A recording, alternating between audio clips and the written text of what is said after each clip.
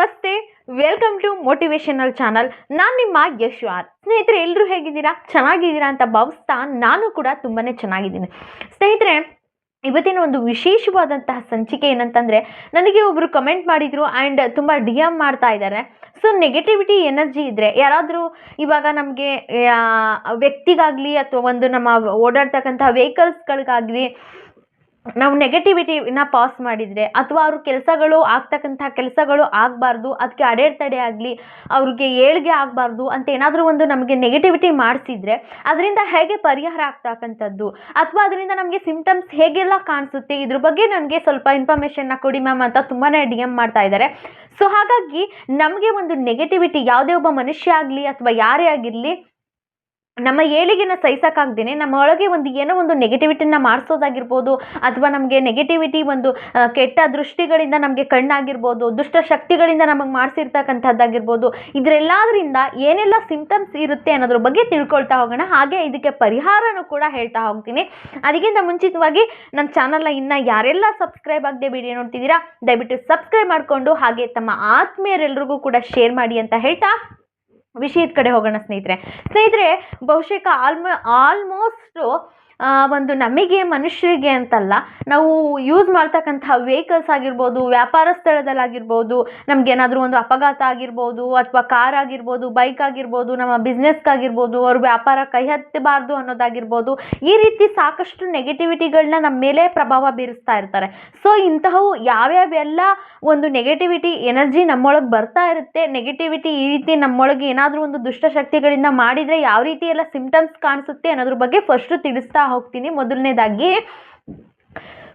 ಬೆಳಿಗ್ಗೆ ಎದ್ದ ತಕ್ಷಣ ನಮ್ಮ ಕಣ್ಣಲ್ಲಿ ಒಂದು ತೇಜಸ್ಸಿರಲ್ಲ, ಒಂದು ಹರ್ಸಿರಲ್ಲ. ನಮ್ಮಲ್ಲಿ ಯಾವುದೇ ಒಬ್ಬ ವ್ಯಕ್ತಿಗೆ ಒಂದು ನೆಗೆಟಿವಿಟಿ ಎನರ್ಜಿ ಇದೆ ಅಂತ ಗೊತ್ತಾದಾಗ ಅವರ ಕಣ್ಣಲ್ಲಿ ತೇಜಸ್ಸಿರಲ್ಲ, ಒಂದು ಕೆಲಸದ ಕಡೆ ಅವ್ರಿಗೆ ಒಂದು ಫೋಕಸ್ ಅನ್ನೋದಿರಲ್ಲ.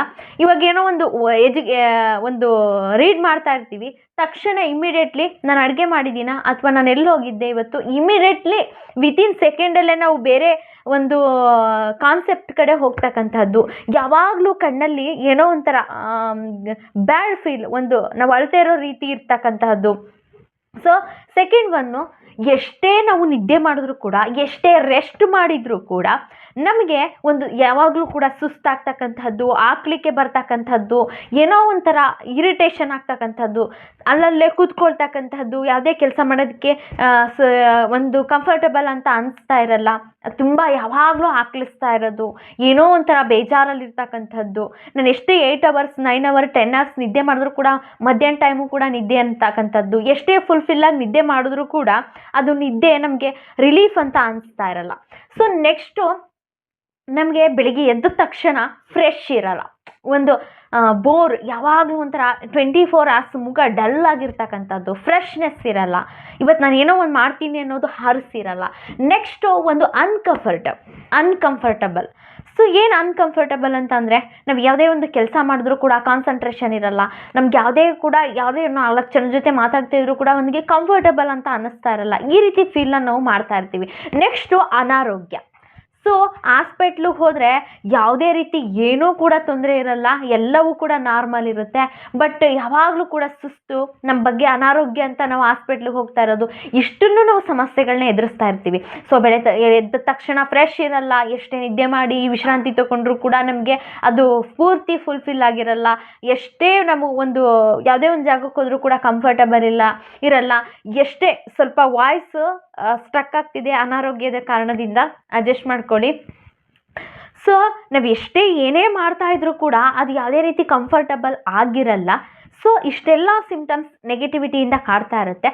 ಹಾಗಾದರೆ ಈ ನೆಗೆಟಿವಿಟಿಯಿಂದ ನಾವೇನೆಲ್ಲ ಸಂಪೂರ್ಣವಾದಂತಹ ನಮಗೆ ಖರ್ಚೇ ಮಾಡಿದಂತಹ ಮನೆಯಲ್ಲೇ ಏನೆಲ್ಲ ಒಂದು ಪರಿಹಾರವನ್ನು ಮಾಡ್ಕೊಳ್ಬೋದು ಅನ್ನೋದನ್ನು ತಿಳ್ಕೊಳ್ತಾ ಹೋಗೋಣ. ಇವಾಗ ಏನೋ ಒಂದು ಸಮಸ್ಯೆ ಬಂತು ಅಂತ ಅಂದರೆ ಖಂಡಿತವಾಗಿಯೂ ಸ್ನೇಹಿತರೆ ಒಂದು ಪರಿಹಾರ ಇದ್ದೇ ಇರುತ್ತೆ ಅದಕ್ಕೆ.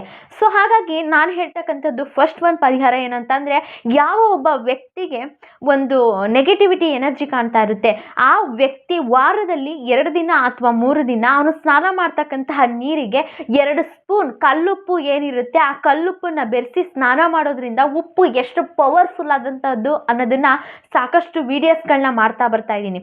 ಹಾಗಾಗಿ ನೆಗೆಟಿವಿಟಿ ಇರ್ತಕ್ಕಂತಹ ವ್ಯಕ್ತಿ ನನಗೆ ಗೊತ್ತಾಗಿರುತ್ತೆ, ಎಷ್ಟೆಲ್ಲ ನಮ್ಮ ದೇಹಕ್ಕೆ ಹಿಂಸೆ ಕೊಡ್ತಾ ಇದೆ, ಎಷ್ಟೆಲ್ಲ ನಮ್ಮ ಮಾನಸಿಕವಾಗಿ ಕುಗ್ಗಿಸ್ತಿದೆ ಅನ್ನೋದು ಪ್ರತಿಯೊಂದು ಗೊತ್ತಿರುತ್ತೆ. ಸೊ ಅವಾಗ ನಾವೇನು ಮಾಡಬೇಕು, ಪ್ರತಿ ಒಂದು ವಾರದಲ್ಲಿ 2-3 ದಿನ ನಾವು ಸ್ನಾನ ಮಾಡ್ತಕ್ಕಂತಹ ನೀರಿಗೆ ಒಂದು 2-3 ಕಲ್ಲುಪ್ಪನ್ನ ಹಾಕೊಂಡು ಸ್ನಾನ ಮಾಡ್ಕೊಳ್ತಕ್ಕಂಥದ್ದಾಗಿರ್ಬೋದು.